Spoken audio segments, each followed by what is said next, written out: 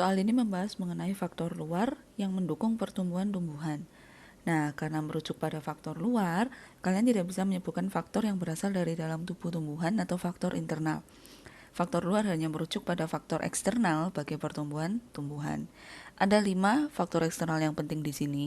Yang pertama adalah air, kemudian suhu, kemudian cahaya, lalu media tanam, serta nutrisi. Karena kalian diminta untuk menjelaskan, maka kalian harus tahu detail dari masing-masing faktor tersebut. Kita mulai dari yang pertama. Air ini merupakan faktor yang umum, karena kalian juga pasti tahu bahwa tanaman perlu untuk disiram. Kalau tidak disiram, nanti tanamannya kering, layu, dan lain sebagainya. Nah, sebenarnya air ini dipakai untuk proses fotosintesis, yakni proses yang digunakan untuk menyusun makanan bagi tumbuhan. Makanya dari makanan yang diproduksi itu, tumbuhan bisa bertumbuh. Nah, dari sini sudah jelas bahwa air adalah salah satu komponen yang penting supaya fotosintesis bisa terus berjalan. Kemudian ada suhu. Nah, kalau suhu, secara spesifik dia akan mempengaruhi kerja enzim. Jadi enzim yang ada di dalam tumbuhan bisa bekerja baik pada suhu optimum tertentu.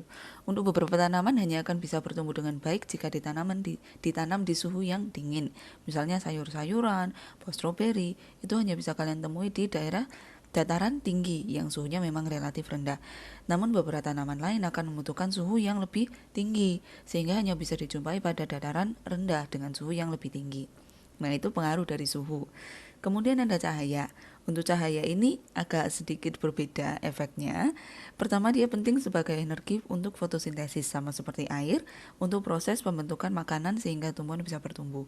Namun di sisi lain, cahaya juga diketahui bisa menghambat pertumbuhan.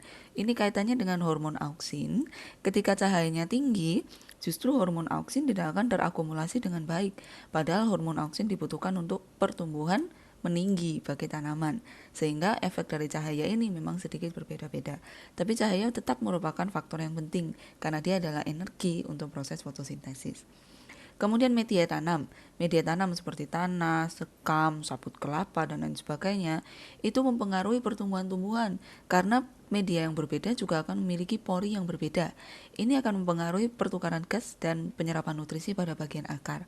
Sehingga sebelum kalian menanam sesuatu, sebelum kalian meletakkan biji kalian disemai di dalam tanah, biasanya akan kalian gemburkan terlebih dahulu.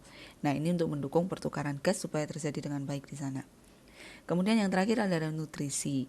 Nutrisi ini untuk tanaman sebenarnya dibagi juga menjadi 2. Yang pertama adalah nutrisi makro, yakni nutrisi yang dibutuhkan dalam jumlah besar. Contohnya adalah nitrogen, fosfor, dan kalium, atau disingkat sebagai NPK. Mungkin kalian pernah dengar pupuk yang namanya pupuk NPK. Nah, itu mengandung nutrisi-nutrisi makro.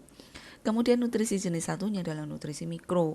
Dari namanya mikro, karena nutrisi ini dibutuhkan dalam jumlah yang relatif kecil atau sedikit. Contohnya udah banyak, mungkin kalian akan sulit untuk menghafalnya. Tapi beberapa contohnya saja mungkin saya sebutkan: natrium, klor, dan garam-garam ion lainnya.